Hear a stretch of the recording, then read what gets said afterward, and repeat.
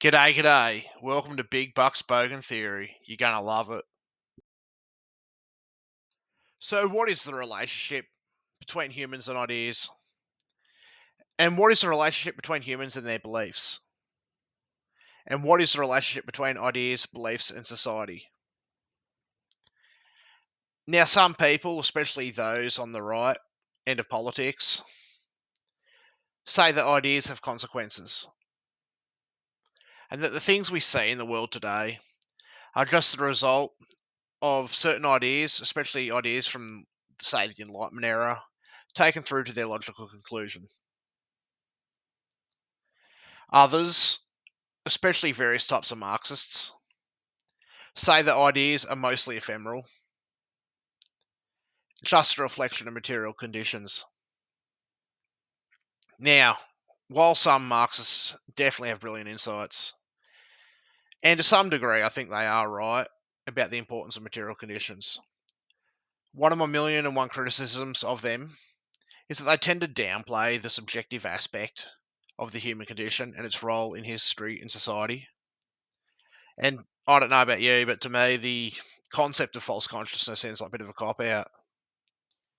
So, in regards to the former group, those blokes that believe ideas have consequences.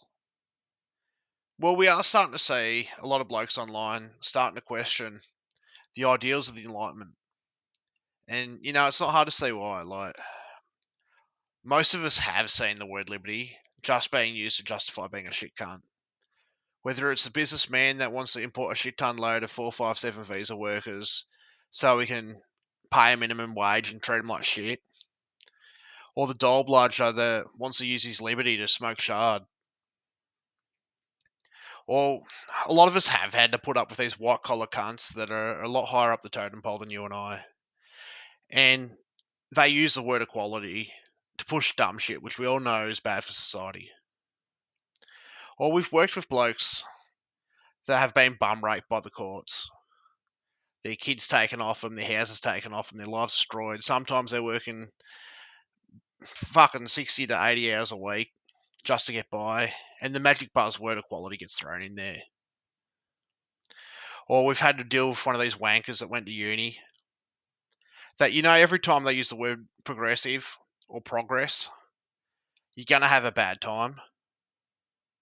And then there's the great god democracy, where we get to vote for fucking two shit parties every 4 years. Both are going to fuck the country anyway. So it isn't that hard to see why.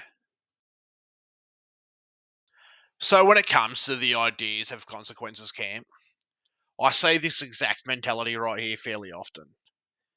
And it is something that I've been guilty of myself. So, like, don't take this personally, anyone. Like, this is as much a self critique as it is a criticism, but it is like a way of viewing history that's taken me a long time to just come to the realization it's kind of retarded.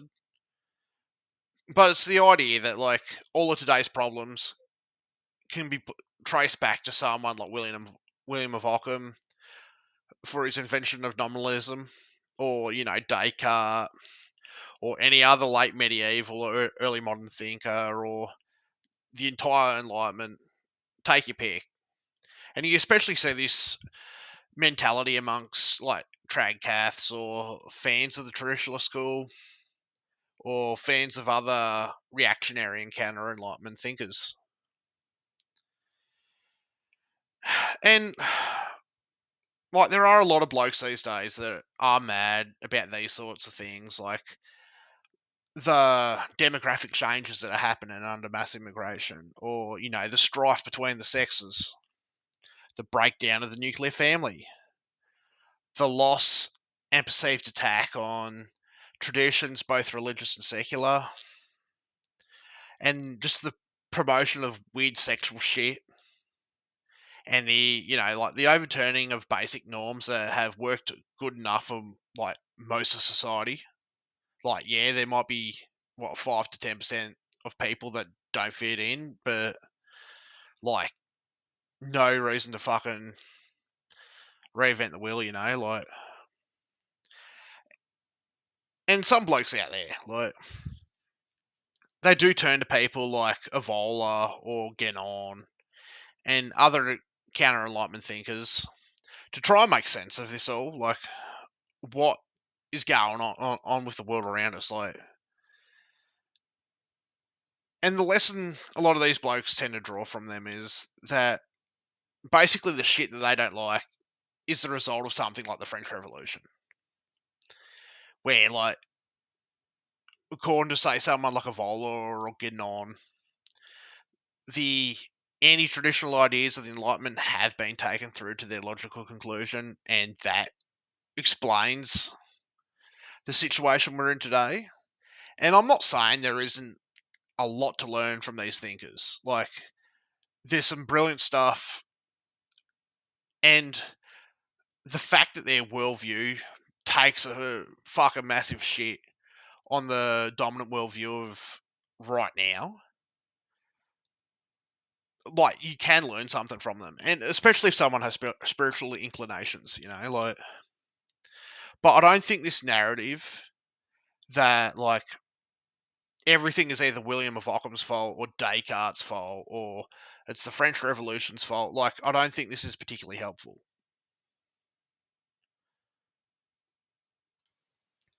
On the other hand, though, like, there probably is a lesson we could also learn from the French syndicalist George Sorel about what he has to say about the American Puritans and pioneers.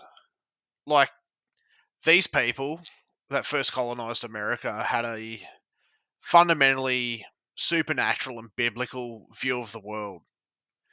But simultaneously, though, they were like some of the most cold, calculating, pragmatic people on earth. And not only did they end up conquering the frontier, a lot of their, like, not a lot, but like at least some of their descendants are probably ruling the world right now.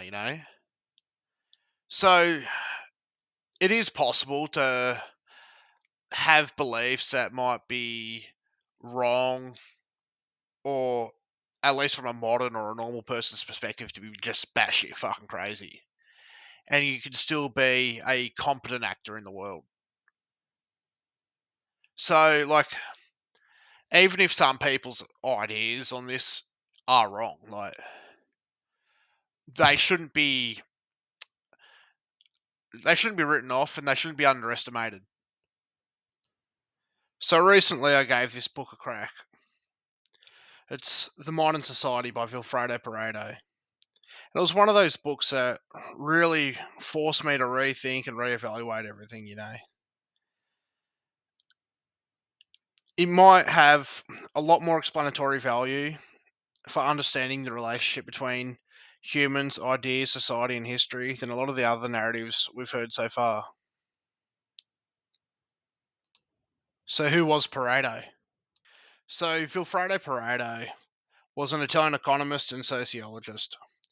He's best well known for the Pareto principle, or the 80-20 rule, and he explored how power and wealth are distributed. He also explored the rise and fall of elites and combined economic analysis with deep insights into human behaviour. In the modern society, he argues that human actions are mostly driven by instinct and emotion rather than by logic. He analysed how this shapes our society, and he analysed how elites maintain power. So we should take a crack at having a look at his methodology, which Pareto calls the logical experimental method. It is supposedly a scientific approach to studying society and human behaviour. It involves analysing actions based on whether they are logical, that is, reason or verifiable, or non-logical, influenced by emotions, instincts, or traditions, etc., etc. While most human actions are non-logical, according to Pareto, he still believed that they could be studied systematically. This method combines logical reasoning and empirical observation, aiming to uncover the underlying patterns and functions of social behaviour, especially how elites maintain power and how societal systems persist or change. This methodology laid the groundwork for modern sociology and elite theory. So before we go any further, I think we do need to clarify things.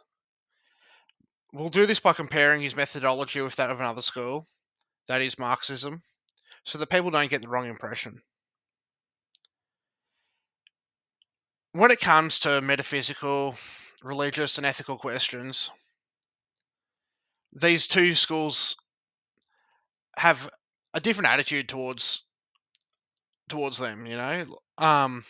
And yes, there are religious Marxists out there. I'm not going to deny that.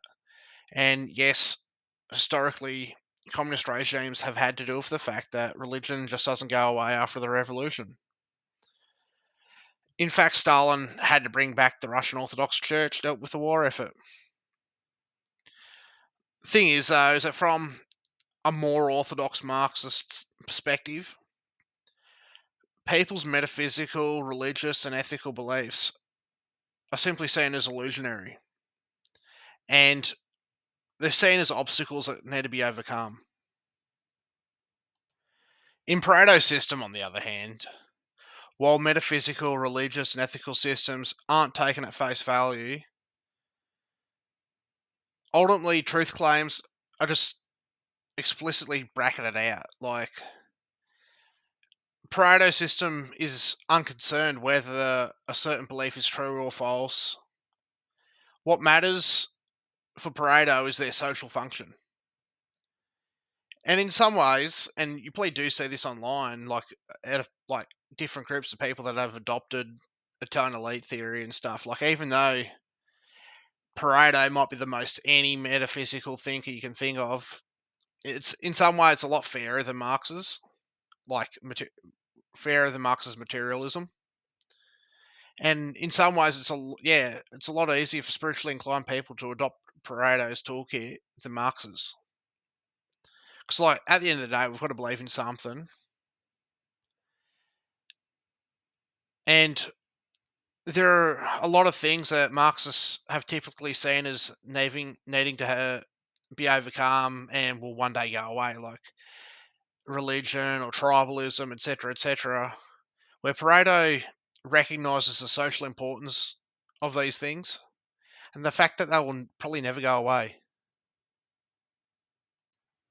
One thing that I do admire Pareto for is something he said in the first volume of Mind and Society. When he was discussing logical and non logical actions, he brings up the example of ancient Greek mariners. In regards to logical actions, he talks about them mending ships and sails, etc., like you would before a voyage, especially if you don't want your ship to sink. But then when it came to non logical actions, he talked about the mariners making sacrifices to Poseidon before the voyage. But then, to paraphrase, he went on and said something along the lines of, one day we might discover that Poseidon is actually real, and the mariners were actually performing logical actions when they were making the sacrifice. That really impressed me, that he'd even leave that possibility open. And this possibility you'd probably never hear a Marxist or anything like that even entertain.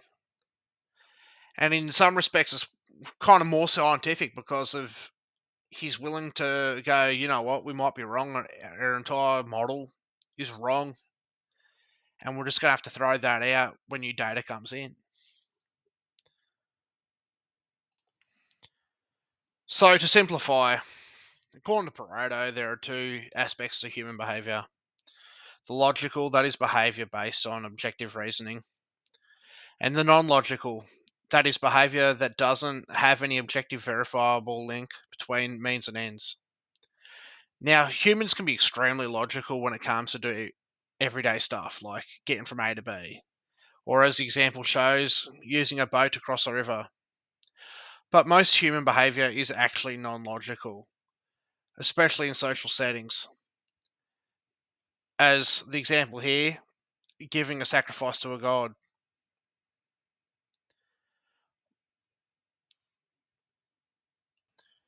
So we've got some more examples here of logical and non logical actions.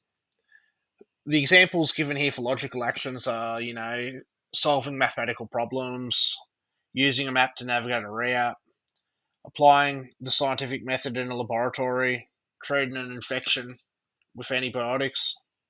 And the examples were given for non logical actions include performing a religious ritual, loyalty to a nation or group, displaying superstitious behaviour, and treating in patriotic displays.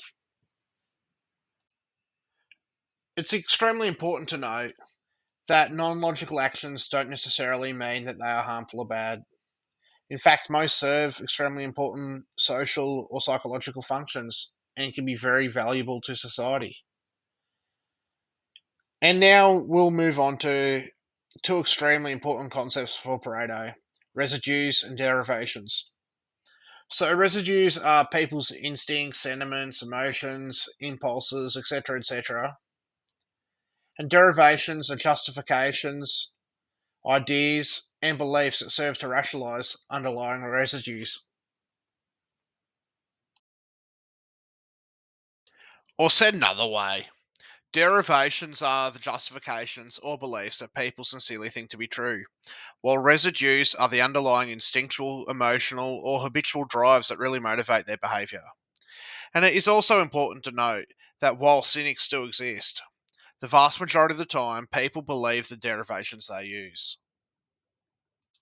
While I think on some level we should take Pareto's classifications of residues with a tiny pinch of salt, and keep in mind that in real life it might be a lot more complicated than the systematic way that he's laid it out, or that there might be other instincts and sentiments that he just hasn't classified.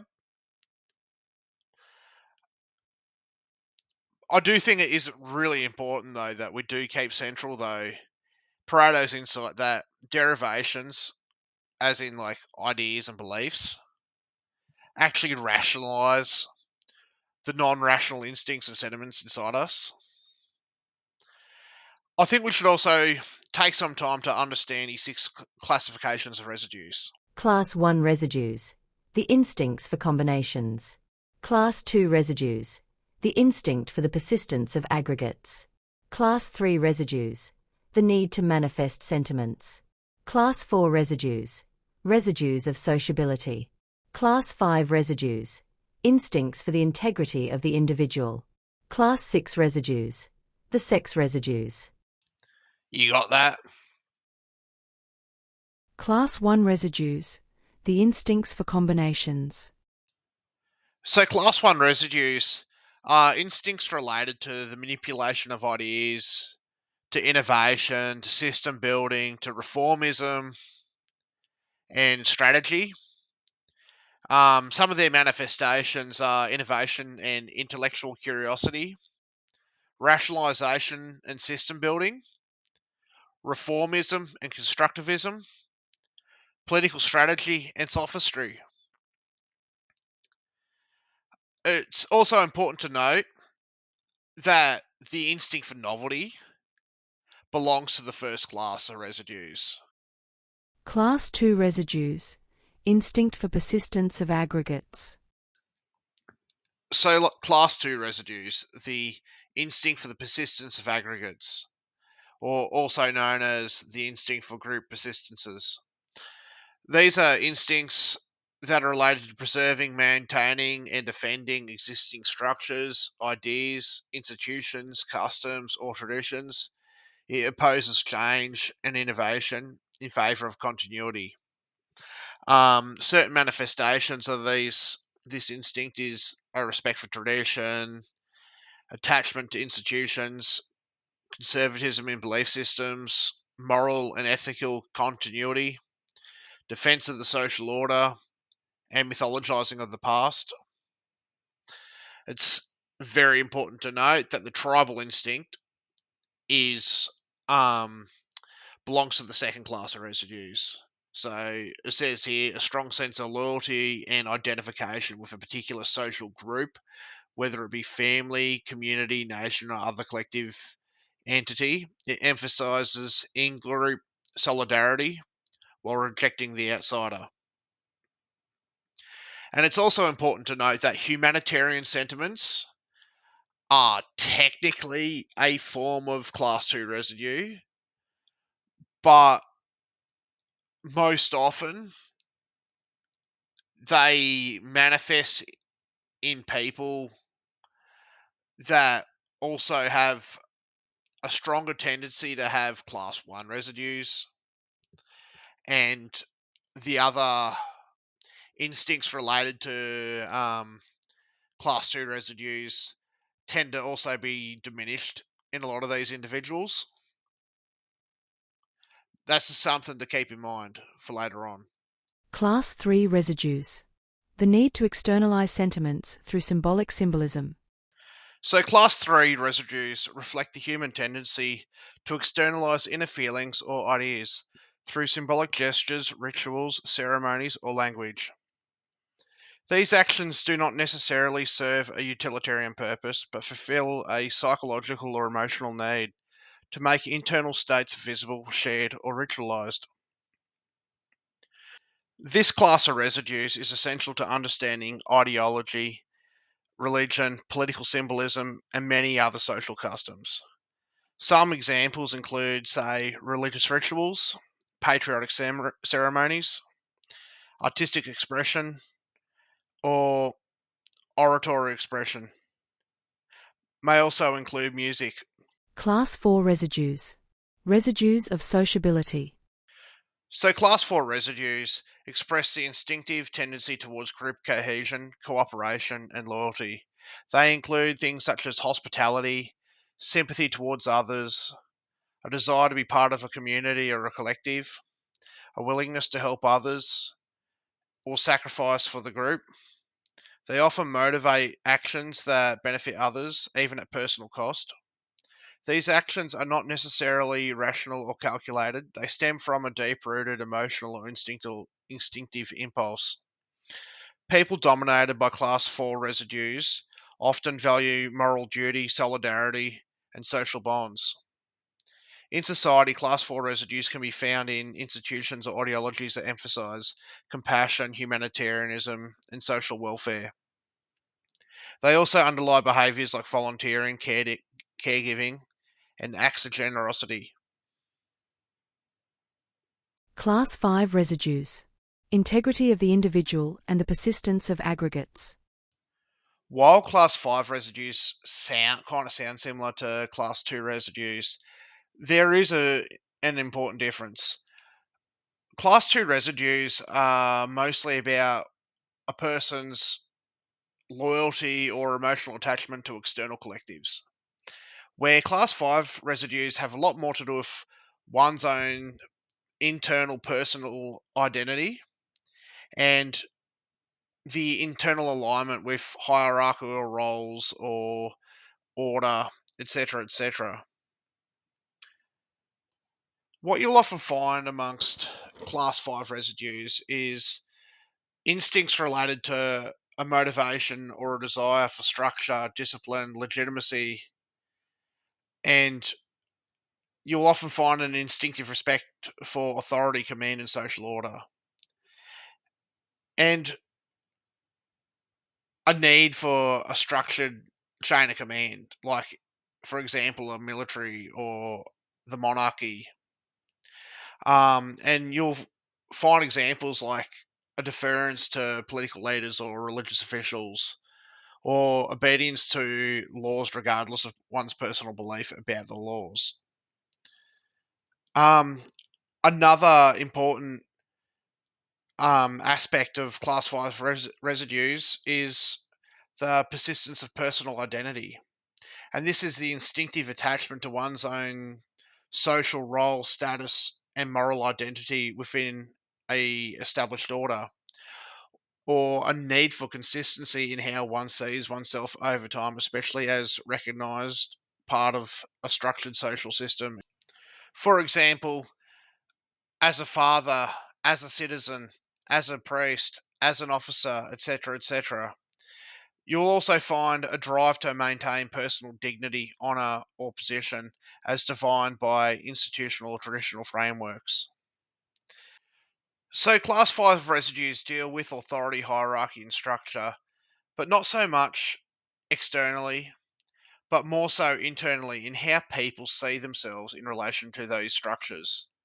This persistence is about ensuring coherence between one's identity and the social roles legitimised by the system. Some examples include like a judge who continues to act with formality and restraint even outside the courtroom because it reflects their role defined identity, or a retired general who still expects respect and behaves according to military decorum because it preserves his institutional self image. It is also important to note that the survival instinct, both for oneself and for the group, belongs to class 5 residues. Class 6 Residues. The sex residues. So, as the name suggests, these residues are concerned with the instincts, behaviours, and emotional impulses rooted in sexuality, such as sexual attraction, reproduction, and related emotional drives, and include both biological impulses and symbolic, cultural, and ritualized expressions of sexuality. Some examples include the reproductive instinct, the basic biological drive to procreate, erotic expression, romantic and sexual behavior, flirtation, and symbolic sexuality, gender roles and taboos. While they are culturally shaped expressions of masculinity and femininity and sexual morality, these roles and taboos still have a lot of underlying instincts and sentiments that undergird them. We've also got sexual symbolism in culture, such as myths, rites, artistic expressions rooted in sex and fertility.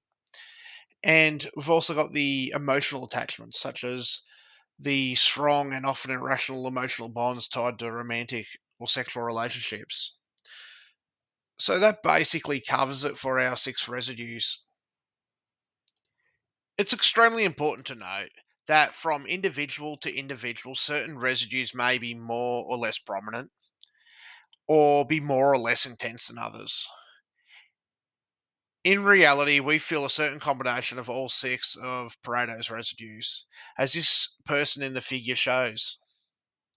In the aggregate, these residues affect, shape, and direct society, often with certain residues concentrating among various social strata or certain occupations. And from this, Pareto develops his theories about elite circulation. But that's not the concern for today's video. I do plan on doing a further video sometime in the future on Pareto's theories about elite circulation, but not today. So, throughout modern society, Pareto pays particular attention to the fact that there are certain individuals out there that the instinct of combinations or class 1 residues are more prominent, or the instinct for the persistence of aggregates, class 2 residues, are more prominent or are felt a lot more intense.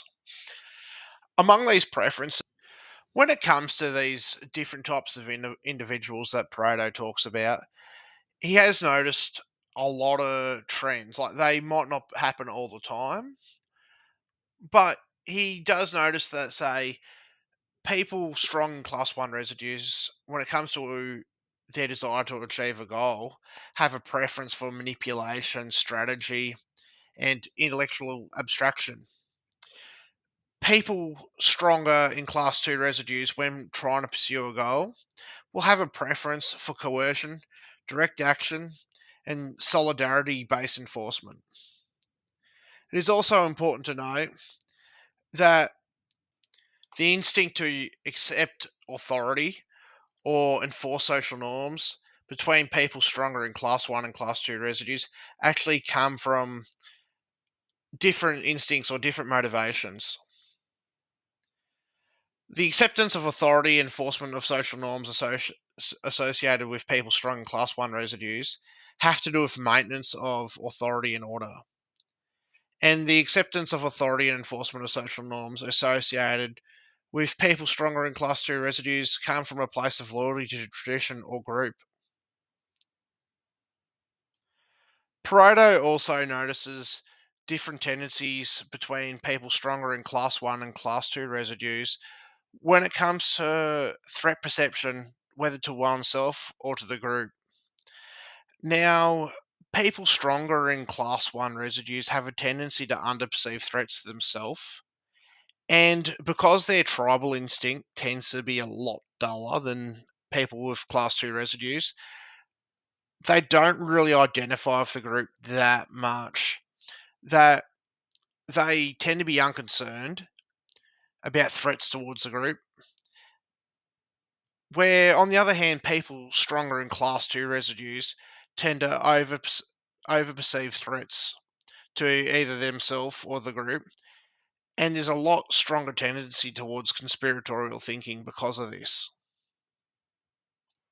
So now that we're looking at individuals that are either stronger in class 1 or class 2 residues, you can't help but notice that when it comes to modern day Western or Anglophone politics, that this difference between people stronger in class 1 and class 2 residues does kind of map on nicely with either the left or the right.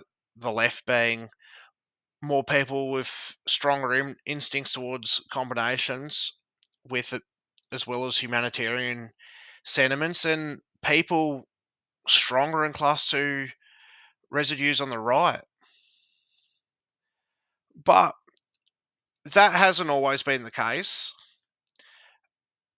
Like, especially if one looks outside of the West or looks back into the past, there are left wing regimes or movements, for example, the Soviet Union or Mao's China, or even the early Australian Labor Party, where Class 2 residues appear strongly in the form of group loyalty and enforced unity. For example, party discipline or national solidarity, hostility to outsiders, for example, xenophobia, ideological purging, or exclusionary nationalism.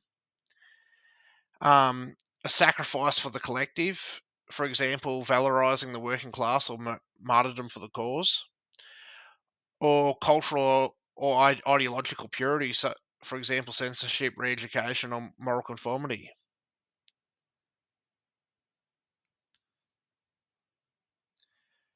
So now that we're pretty much done having a look at Pareto's theories in regards to residues, we will start to move on to looking at his theories about derivations. But before we do that, I think it's important to bring in the concept of another thinker, that is the French Marxist Louis Althusser, and compare and contrast Althusser's theories on ideology with that of Pareto's theories of derivations. And we'll try and make up for the deficiencies in both theories by synthesizing the two. So for Althusser, ideas, or what he calls ideology, gives people a framework for understanding the world that they live in. And Althusser thinks ideology also shapes who you are within the world. And it is largely unconscious. It will feel natural or obvious, and that's part of how ideology maintains power. So, in short, ideology for Althusser functions as an internal map that humans use to make sense of the world and make sense of themselves within the world.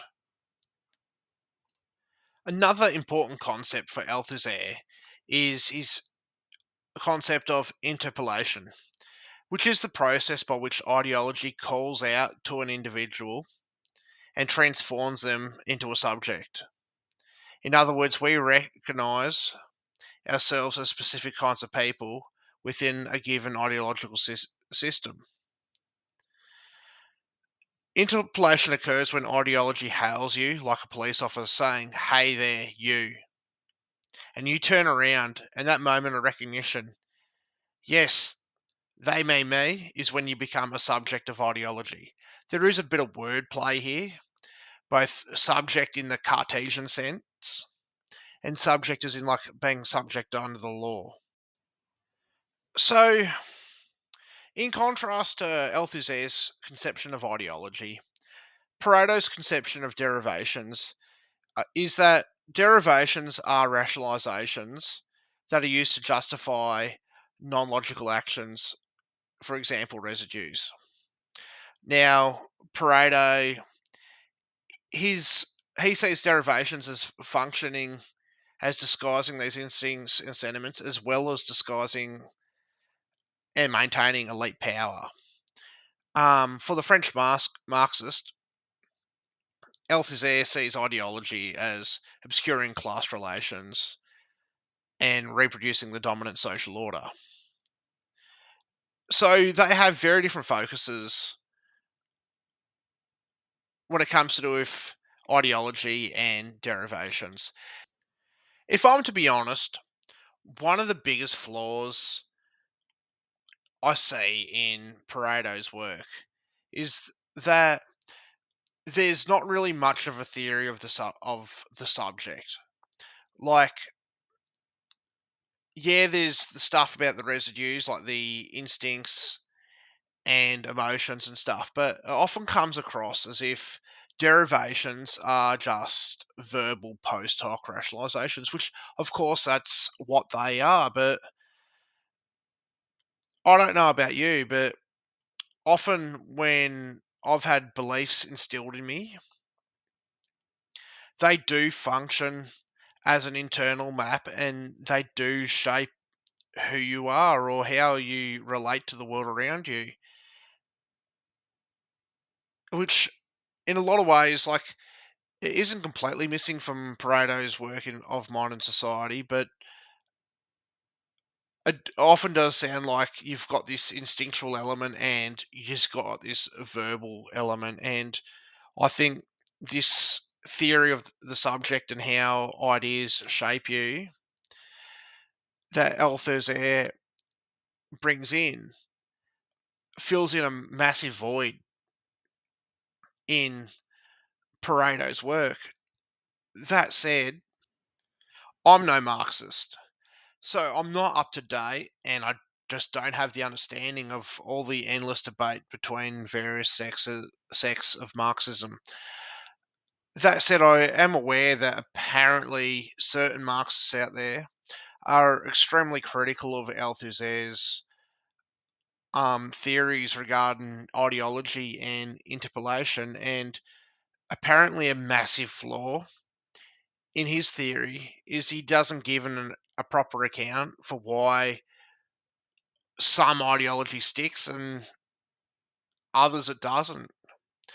And when I turn and look at, say, Pareto's theories regarding residues and derivations, it seems pretty obvious to me that residues are probably the mechanism by which people either accept or reject the ideology that gets interpolated onto them through ideological state apparatuses. Like, if I'm to look back at my time at school, there would have been a lot of ideas that were instilled upon me through my teachers that I accepted because of I already had residues that might have agreed with what they were saying. And there were maybe other ideas that I accepted just through the instinct to trust authority. Um, but I do remember when it wasn't yet called woke, but I do remember when the narrative changed at school. I remember being taught ideas that I perceived to be anti-Australian and bad for social cohesion. Like, I didn't articulate it in these terms yet, but I was kind of thinking is like, why is this ideological state apparatus? Because like a school is a branch of the state. Why is the government trying to get us to hate our ancestors and delegitimize its own people, like, it seemed extremely bizarre to me and made me suspicious. And I had a visceral reaction to the ideology that was being taught. So it makes sense to me that I probably rejected the ideology on an instinctive level, and not only reject it, but fucking hated the people fucking trying to teach it. So while going forward, we will be focusing on Pareto and we'll be leaving Althusser behind. I would like to propose that on some level we keep some of Althusser's ideas in the back of our mind and kind of synthesize these two thinkers. So the model which I would like to propose is that Pareto's concept of the residues, which is your persistent, non-logical instincts and sentiments and emotions, etc., are primary. And that derivations, which we'll be going into a little bit further on, are your verbal justifications or rationalizations of these non-logical instincts and sentiments. But these ideas or post-hoc rationalizations do become internalized, and they do shape who you are and how you perceive the world. But the ultimate driver is Pareto's residues. So, if we are to synthesize these two thinkers and ask ourselves, what are ideas? Well, the answer is both. Ideas are mental maps which we use to make sense of the world, and ideas are rationalizations for underlying instincts and sentiments. So, going further into Pareto's theory of derivations, he puts derivations into four classes. The first class is the derivations of assertion, such as simple affirmations without any evidence, like it's just the way it is. His second class of derivations are derivations of authority. So appeals to authoritative sources or perceived authoritative sources, like for example, the Constitution says so, which would be more for like Americans, or science has proven it, or the Bible or the Quran tells us. So his third class of derivations are the derivations of agreement, such as appeals to shared values, such as we all want what's best, or it's the fair thing to do. And his final class, or the fourth class of derivations, are derivations of verbal proofs, that is, verbal reasoning. And it's usually consists of logical or logical sounding reasoning or arguments, such as we've seen or it follows that. It should be noted that, like, a major flaw that I see in Pareto is he doesn't really make much of a distinction between, say, everyday derivations and grand derivations or grand systems. Like, for example, like an everyday derivation you would use would be like you get in trouble and you're just like, hey, I was just doing my job, or I was just following orders. Where that in Christianity, like, Christianity is a complete worldview with, like, it's a constellation of a bajillion other tiny derivations within it, whether, you know, like each point of the Nicene Creed would be a derivation, and like it just goes on. Like, it's a complete and totalizing system. So I do think that we do need to make that distinction, even though he doesn't. So for Pareto, myths also are a type of derivation, and they actually belong to the fourth classification of derivations, even though they lack the pseudo-logical structure that other class 4 derivations have. And we're talking about both myth in the Sorelian sense, that is a socially mobilizing belief that unites people towards collective action, and in the traditional sense, as in like cosmic or religious narratives that provide society with cohesion, legitimacy, and moral frameworks.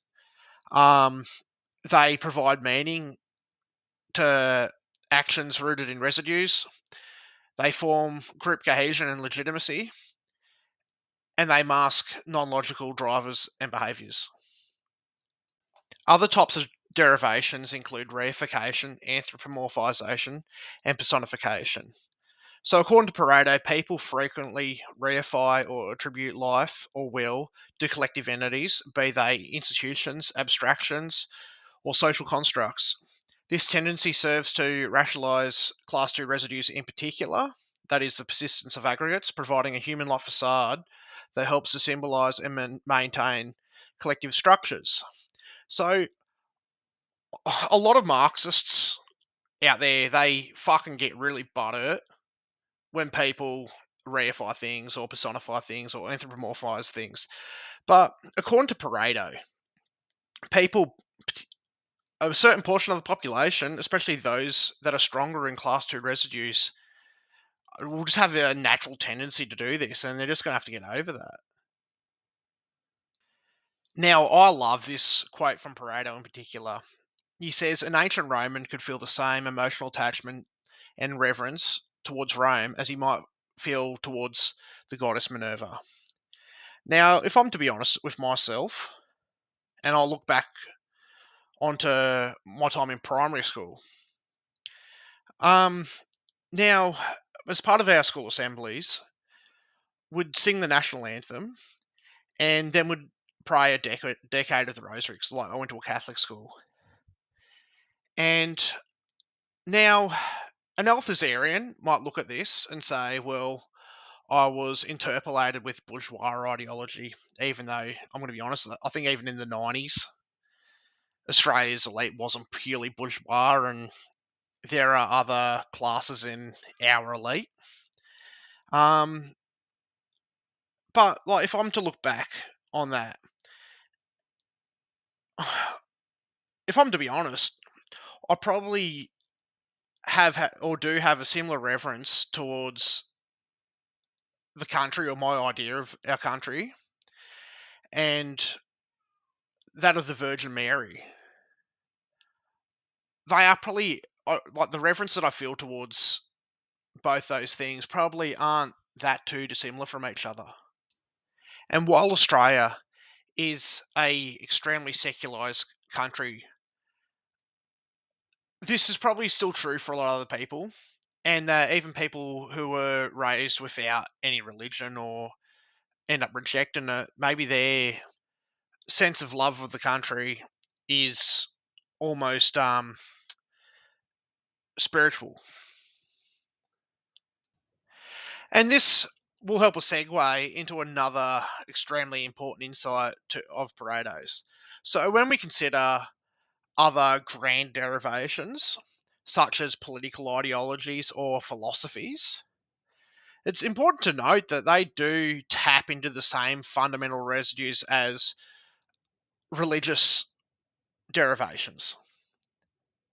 Like, it's been done to death that, woke Sheilas will act almost in a very similar manner to, like, say, church ladies from 100 years ago. Like, that's been done to death. But, like, political beliefs and political ideologies do take on mythical narratives.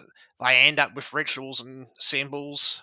They end up having sacred texts. Like, you think about your Marxists going over their, like, bodies of theory and quoting at each other like the way that a Protestant would from the Bible. And they end up with martyrs and saints. So, like, if there are any religious people out there listening to this, like, you can moralize about it all you want about political ideologies being a form of idolatry or whatever, but, like, just functionally speaking, political beliefs function as religions, and conversely, religions can function as political ideologies. Another important insight is that while, yes, derivations do rationalise underlying residues, doctrines are extremely rarely taken through to their logical conclusion. So, an example would be, like, say, Christianity. Christianity was hegemonic over the Mediterranean and Europe for between 1,000 to 1,500 years. And you would occasionally get, say, your hermits or your early monks or your stylites. That is like people that would spend their entire, who read the Gospels and believed it and took it through to the conclusion that they'd spend the rest of their lives on top of a pillar as a way of being holy, and that's how they interpreted the Bible. But these people were an extreme, rare exception. For most people, whether they're a king or a peasant, the gospel was always interpreted in a way that was conducive with practical reality, and they just got along with daily life. And it should be noted that, like, because of religious beliefs and political ideologies do tap into the same residues, it is also extremely rare for political ideologies or political beliefs to be taken through to their extreme logical conclusion. So I'm not going to pretend that like I'm a good Catholic or anything, or that I'm a fucking saint. Like I'm not. I'm a bogan, but like I still have spiritual inclinations. And one point though that I experienced a bit of synchronicity was while I was reading Pareto, I went to mass, and the priest brought up an example that Pareto brought up, and the priest himself was in his homily talking about how years ago he went to a mental hospital down in Melbourne, and there was a woman that interpreted the that verse from the gospel about if your right hand causes you to stumble, to cut it off and throw it away, and to pluck out your eye if your eye causes you to sin. She had she took that literally, and the priest went on to explain that Jesus was just using hyperbole to point to a higher truth. Um, well, the way Pareto talks about this is that we've got no idea, like, assuming Jesus was real and all that, and the Gospels gave an accurate description of what he said. Um, we've got no idea if he was being hyperbolic or not. And there are um, Christians do pop up all the time that will interpret that particular verse literally. But you know what? Those forms of Christianity die up pretty quickly. And forms of Christianity that end up interpreting um, that particular verse as just simply being hyperbolic survive because of it does accord with practical reality. Like, your religion isn't going to last long. Like, depending, regardless of whether it's true or false. Like, if you're going to do that, your religion isn't going to last. So this kind of drives home the point that Pareto makes, that derivations do have to accord with practical reality. So now it's time to explore how Pareto thinks derivations, as in ideas and beliefs, get instrumentalized both by everyday people and by elites. So we should probably start with looking at selective emphasis within derivations, especially your grand derivations. Now, this has been done to death, but like most of us are familiar with the hypocritical Christian that will often play up the parts that they like with their religion and then downplay the parts they don't like, or when it's convenient, play up parts of the religion that it will be useful to them in that particular moment and downplay the parts of their religion that are inconvenient. Now I'll just use Christianity as an example, but this is true for any grand derivation. It doesn't matter if you're a communist, you're a fascist, you're a liberal, you're a Hindu, Muslim, Sikh, Jewish person, pagan. Everyone does this.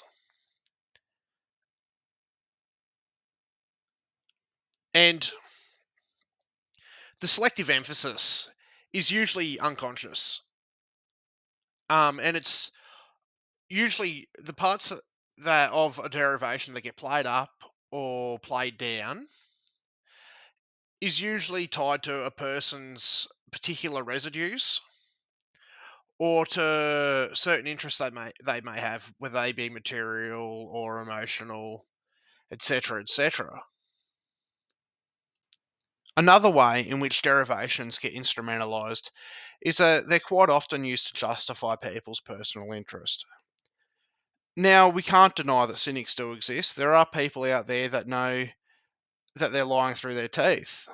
But the vast majority of the time, people tend to sincerely believe the derivations they use.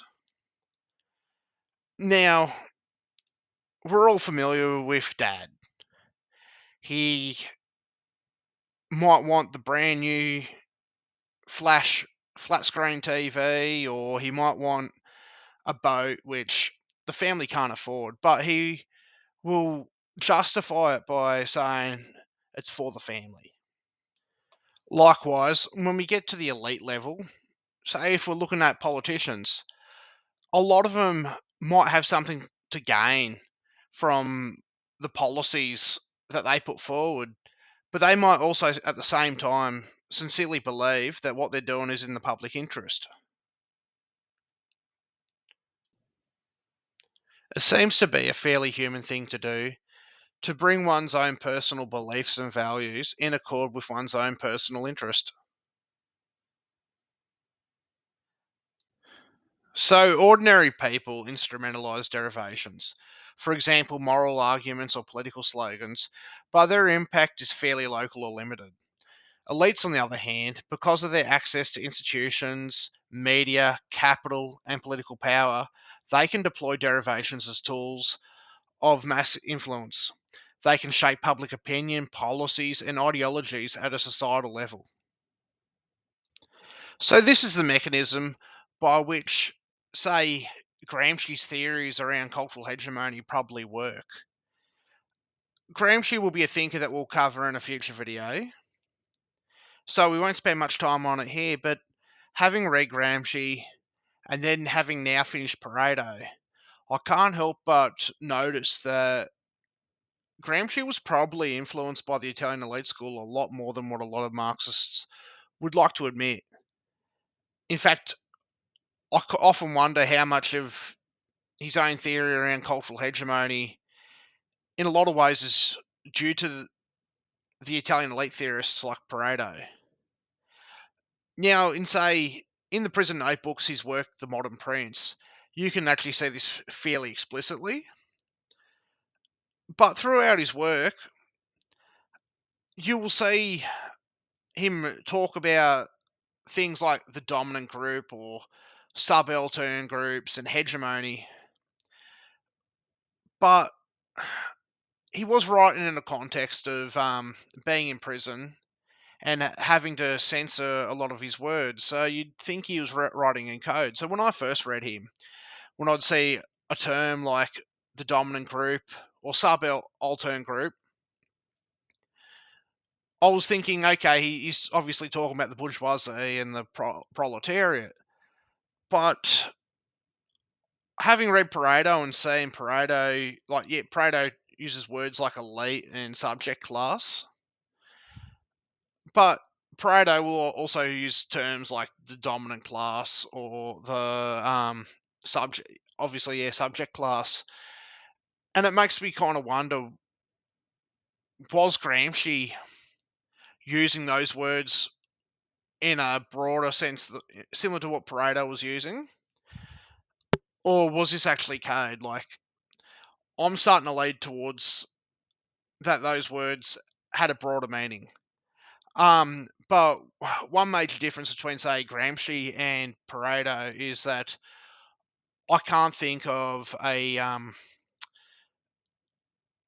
any parallel to Pareto's theory of residues.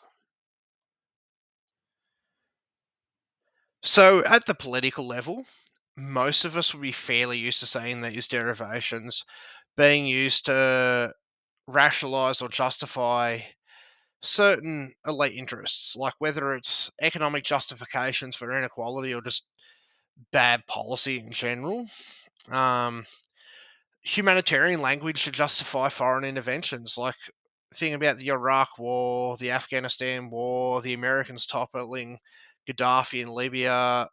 The list goes on.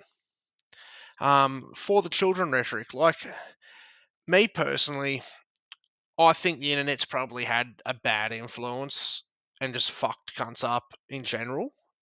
And I am worried about what it's done or is doing to young people. But we could see the Australian elite, like especially the Australian political class, be fairly cynical with this rhetoric as a way to bring in digital ID so they can go after people which don't fit in the Liberal versus Labor spectrum.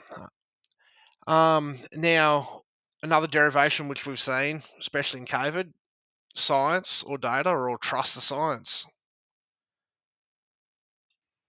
Now, I would like to look at how different types of elites, especially in different contexts, will instrumentalize beliefs, ideas, and derivations in very different ways. One derivation that comes to my mind is the belief in anti racism. Now, if one looks at, say, communism or Marxism, Leninism, anti racism is basically a dogma of that belief system or political ideology, however you want to perceive it. Now, and if you've ever read, say, Mao's work, he talks a lot against various different types of ethnic chauvinism, whether it's the Han chauvinism or um, the chauvinism of the various minority groups in China. But if we were to leave aside the fact for a second that they've got to govern a billion people, and part of their legitimacy is to raise the living standard of that 1 billion people, I don't think we could ever see the Chinese Communist Party saying to themselves, well, we believe in anti racism, so it's our duty to bring in a couple 100 million people from Africa or even hundreds of millions of people from other parts of Asia. Like, they would never threaten their own Han majority. In fact, I'm tipping in a party of 100 billion of over 100 million people that there would probably be a few Han chauvinists in there, and I'd imagine that when required, the party would have, or there'd be certain people in the party that wouldn't have a problem with instrumentalizing Han chauvinism within the Chinese populace. If we're to look at, say, the Australian government, at least since the abolition of the White Australia policy, our political class officially believes that racism to be wrong, but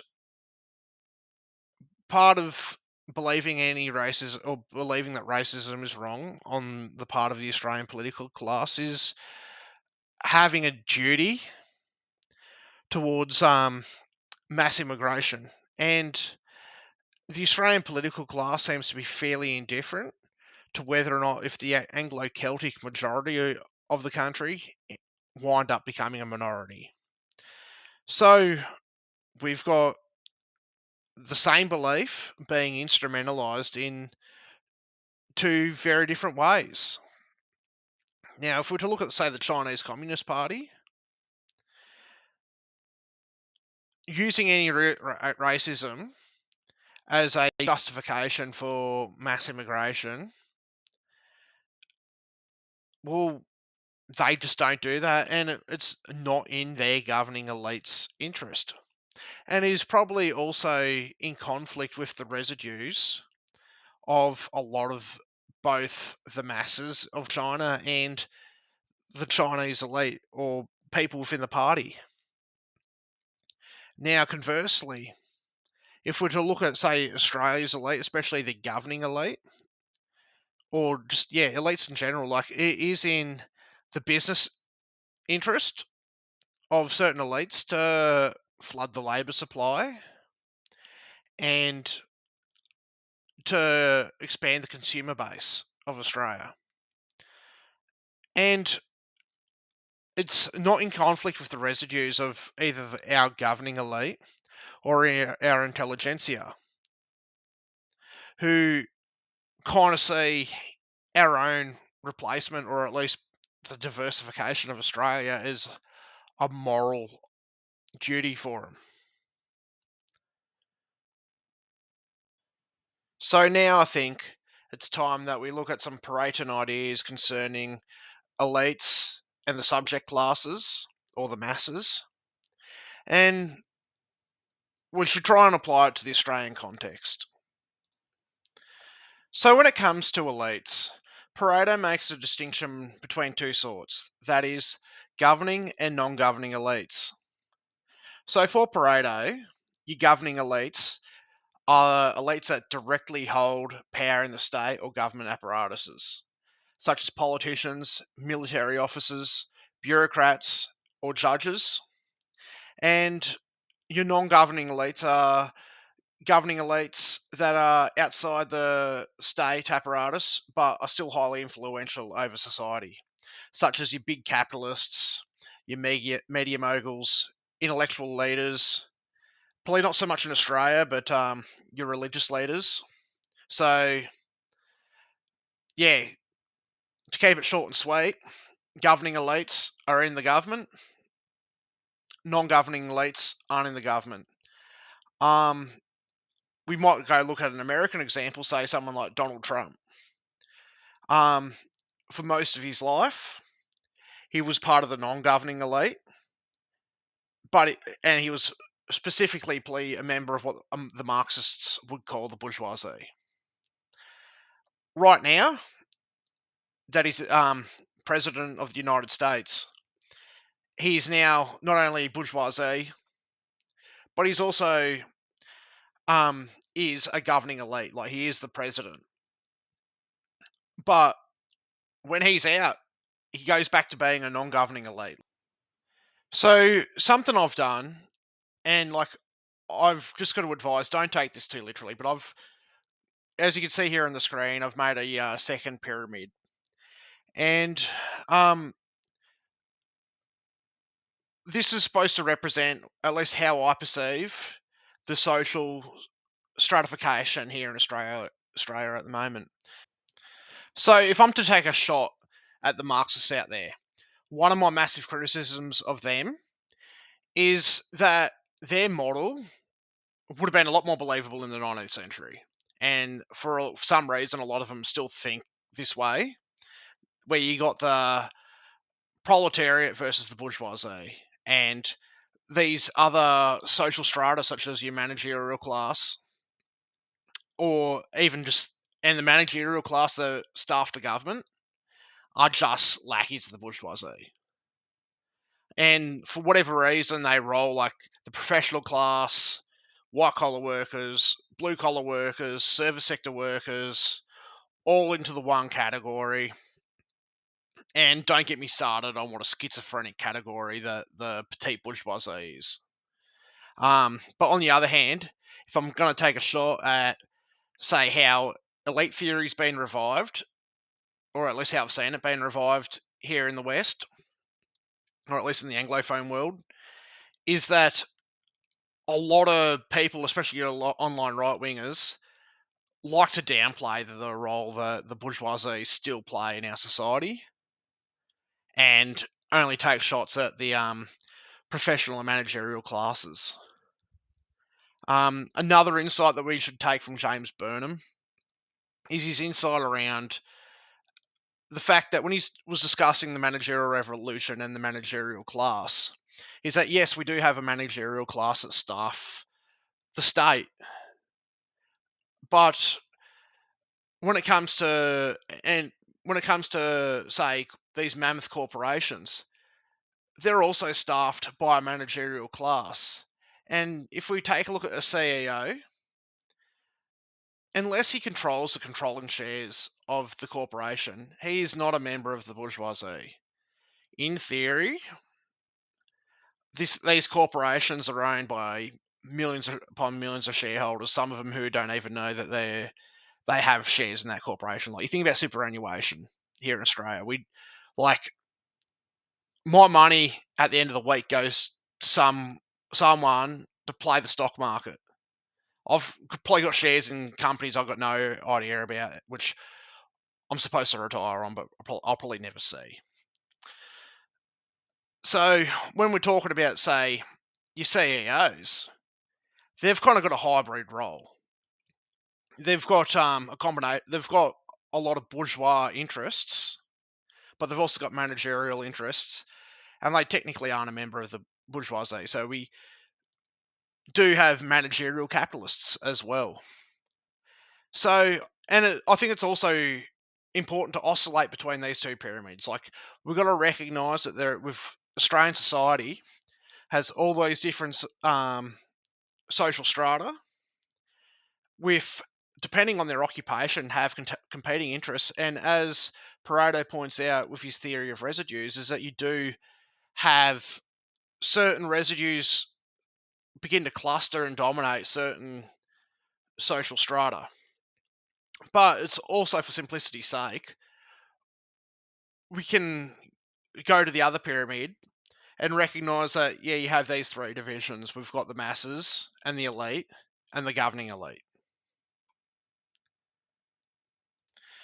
I also think it's important to look at one of the insights of another thinker, the American paleoconservative Samuel T. Francis. Now, he was definitely writing in the American context, not ours. But one of the insights from his book, Leviathan and Its Enemies, really stuck out to me and made a lot of sense of when I look out at the world around me.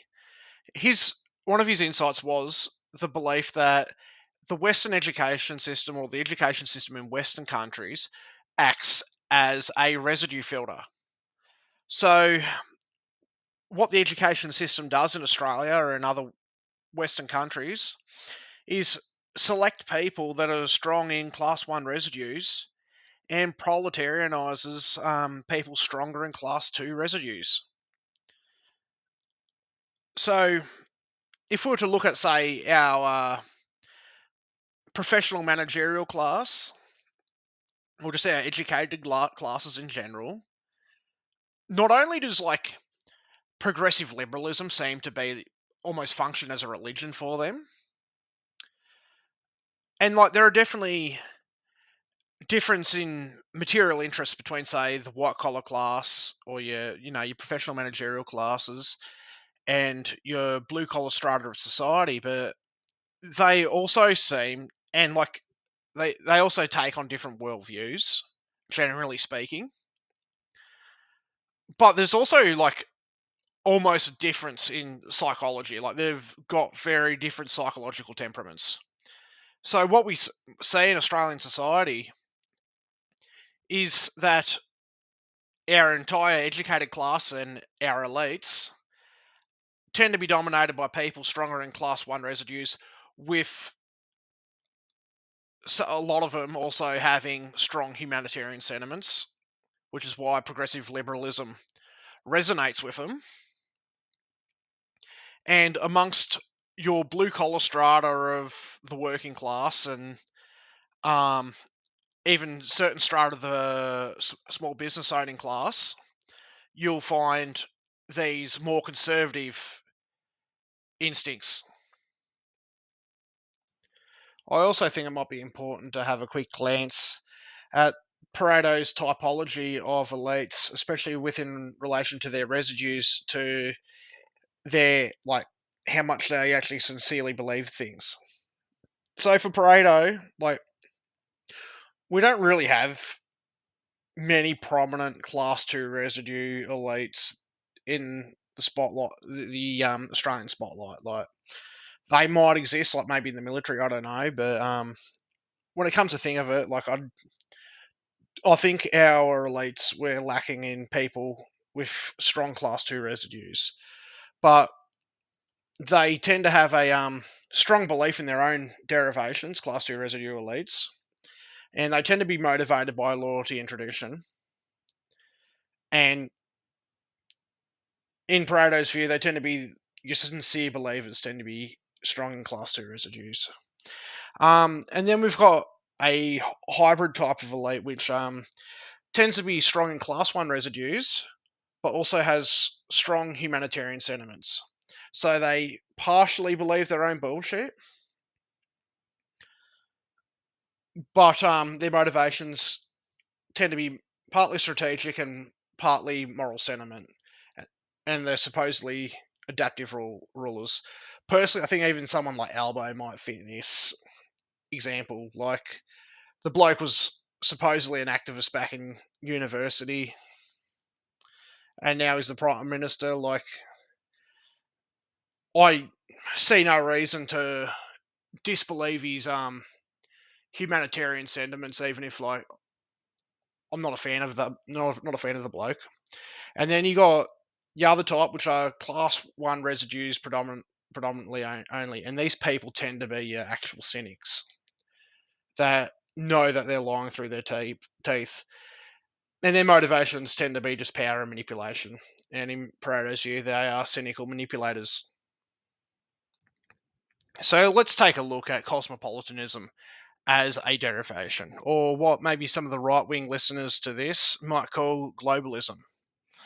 So, as a derivation, cosmopolitanism rationalizes certain underlying instincts or residues, but it also rationalizes the material interests of certain groups in our elite. So, say there are elites out there that might have strong class 2 residues, but they identify with each other more than the populations that they're ruling over. They might adopt cosmopolitanism as a derivation, or at least as an outlook. But I think in large part, especially as this ideology or derivation is adopted by, like, not only our top elites, but also members of lower level capital and government bureaucrats and big large swaths of our professional class. I think it would be fair to say, in large part, this ideology rationalizes people's instincts for combinations.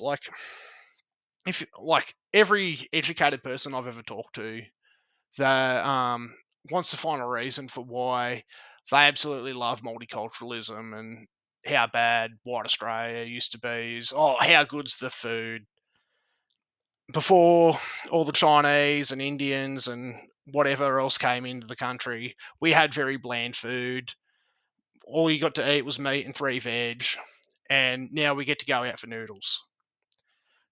See, like, this derivation just tickles their need for novelty.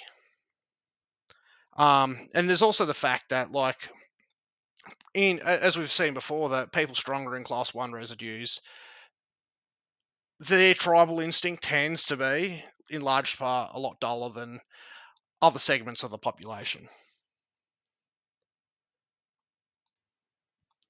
I also think it's important that we have a look at our two major political parties, that is the Liberal National Party and the Labor Party. That said, while I'm doing this, making this, the LNP briefly split and then got back together again. So maybe by the time this is published, they might have split again. Who fucking knows? But anyway, I think it's fair to say that in both our major political parties, the leadership is dominated by people strong in class 1 residues. Maybe the big difference between the Liberal Party and the Labor Party is that both the leadership and rank and file tend to be people also strong in humanitarian sentiment. So you got that class 1 residue plus humanitarian sentiment emphasis in the Australian Labor Party, or of the people that dominate the Australian Labor Party. And in the Australian Liberal Party, you got people that are strong in class 1 residues, but they're really good at exploiting the sentiments of people that have class 2 residues. Like, if we go back to, say, maybe the Howard years or the Abbott years, like, I'm tipping the average bogan on the street, when Abbott said, turn back the boats, the bogan would have heard no more brown people and gone, fuck yeah, I'm voting for them. But, like, they still let the planes in, you know? On the other hand, if we turn around and had a look at, say, the Labor Party, at least as it exists today, I think it would be fair to say that the ideology or derivations espoused, especially the progressive liberal ones, by the Labor Party's current leadership, basically rationalise class 1 residues and humanitarian sentiments. And I don't know if you've ever watched TV where a Labor person is going up against a Liberal Party person. They tend to pearl clutch and flip out when the Liberal Party person tries to specifically appeal to class 2 residues as they manifest in the Anglo-Celtic portion of the Australian population. Like, they just fucking act like fucking turbos. They're just, yeah, I know. They just fucking piss me off, mate. Like, yeah. I think it's fair to say, more or less, that the LNP represent the interests of big capital in Australia. Like, I don't think that should be a shock to anyone. But I also think that even though the Labor Party is called Labor, it more or less represents the interests of the PMC, or the professional managerial class, and not only does it represent their interests, it's run by them. If you've ever watched like Quanda or something, or Q&A, whenever you watched a panel where you'd have like 5 fucking like Labor Party cunts and maybe like a greenie or some shit, and then you'd have like 1 or 2 token LNP members on, like, it looks like a fight between like your HR lady and the fucking cunt that owns a business, and he just fucking wants to make some fucking money. Like, that's pretty much our two parties. So, if we're also to think about, this dynamic of, on the one hand, class 1 residues manipulating or exploiting the sentiments of class 2 residues within the masses, and on the other hand, another group of people that are strong in class 1 residues with humanitarian sentiments, then I don't think we need to look much farther than our commercial versus state-run media or public media here in Australia. Like, you look at like classic Channel 7, Channel 9, 10, Sky News, the fucking Murdoch Press, like, all these different media outlets are extremely good. Like, they're all run by fucking journalists. I don't know about you. I don't know how much these cunts actually fucking believe their own bullshit. Like, don't tell me fucking say Andrew Bolt believes anything he fucking says, but he's really good at it, exploiting the sentiments of the lower stratas of Australian society, like, and especially the sentiments of class 2 residues as they manifest in particularly the Anglo-Celtic portion of the country. And just directing it to fucking retarded. Like, in the end, no one gets anything out of it. Or, like, he makes a lot of money, but nothing positive comes out of it.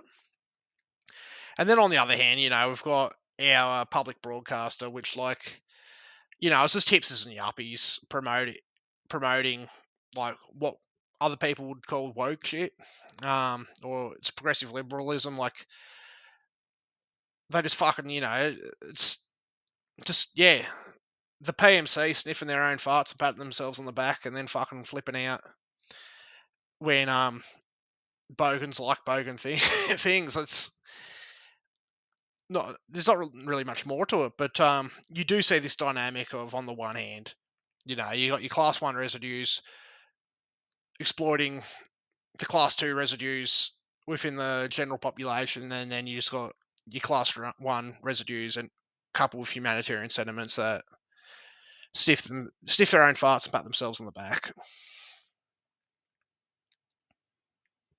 So let's circle back around. When we first started this video, we were discussing the two types of people, those that think that ideas have consequences and your materialists. And among the ideas of consequences camp, we spoke specifically about the sort of blokes that are now starting to question the ideals of the Enlightenment. And while I don't want to make the traditionalist school into too much of a punching bag, of the counter-Enlightenment thinkers that have gained traction in more recent years, they are the thinkers that I'm most familiar with. I also want to make it clear that I don't want to attack this aspect of the traditional school. Like,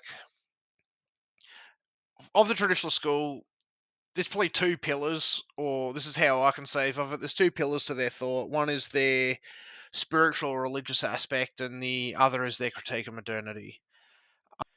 Now, if you're like me, and you have spiritual inclinations, and believe in a higher power and a world beyond the five senses, well, the traditionalist belief that the world's great religious traditions can connect us with the divine, and that what a person should do is try and ground themselves in a tradition. I don't think that's bad advice at all. Now, if you're out there and you're an atheist, well, hey, your atheism is just as non-logical as my belief in a higher power, according to Pareto. So, do with that with what you will. But the aspect of the traditional school that I'm starting to become more critical of is their critique of modernity. Now, if I was to give the audience a dumbed down version of the traditional school's view of maybe, say, the last half millennium, it would be that at one point we did have traditional societies, or what other people would call pre-modern societies, and that these societies orientated men back up towards the divine. And then with the coming of the Enlightenment and the French and other bourgeois revolutions in Europe, these anti traditional ideas of the Enlightenment, such as liberty, equality, democracy, and progress, overturned the old order. And a lot of the chaos which we see in the world today and the fragmentation of society is due to these ideas coming into full blossom.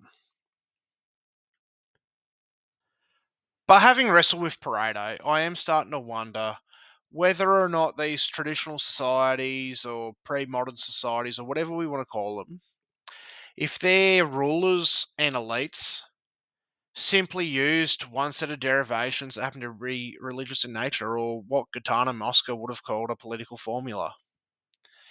And, the Marxists, they aren't completely wrong about this revolution in technology and how society was organized completely changed everything. And the older set of feudal elites simply got replaced by these bourgeois elites adopted a different set of derivations or a different set of political formulas. And in recent centuries, people in general, but new elites in particular, have just used these derivations: liberty, equality, democracy, progress, however they see fit.